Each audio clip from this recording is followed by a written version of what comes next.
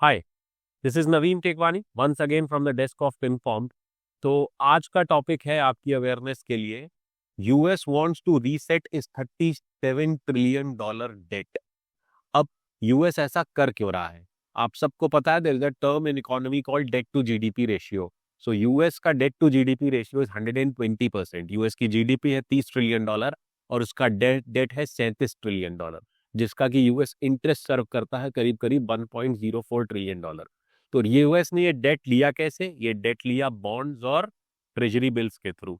अभी यूएस क्या चाहता है कि इस पूरे डेट को रीसेट किया जाए एक नए मैकेनिज्म के थ्रू, जिसको कहते हैं टोकनाइजिंग द डेट।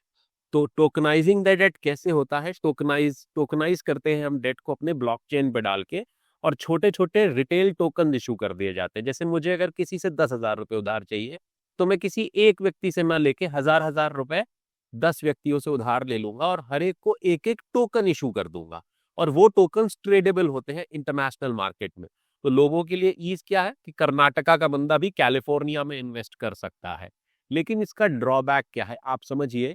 ये पूरा मैकेनिज्म एक कंट्रोलेबल ब्लॉकचेन पर आ जाएगा, और एक प्रोग्रामेबल फाइनेंस के थ्रू अगर मैंने इसको हल्का सा भी रीसेट किया 10%, तो एक टोकन की वैल्यू 0.9 रह जाएगी $1 से। यानी एक झटके में मैं $37 ट्रिलियन को 10% से रिड्यूस कर दूंगा, करीब $3.7 ट्रिलियन।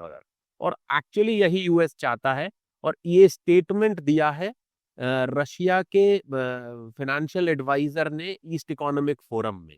ठीक है, और आप इसको विजुअलाइज होता हुआ देखेंगे, क्योंकि फ्रैंकलिन टेम्पल्टन और विजडम ट्री ने टोकनाइज ट्रेजरी फंड इशू कर दिए हैं अपने। ठीक है, अब इसका इम्पैक्ट इंडिया पे क्या होगा? इसके बेसिकली 3 इम्पैक्ट होंगे: कॉस्टली इंपोर्ट्स, हाई इन्फ्लेशन और very good hike in gold prices. तो आपको क्या लगता है कि ये यूएस का कदम सही है या गलत है? प्लीज कमेंट बॉक्स में कमेंट करके बताइए। This is Naveen Tekwani from Pinform, once again signing off. Thank you so much.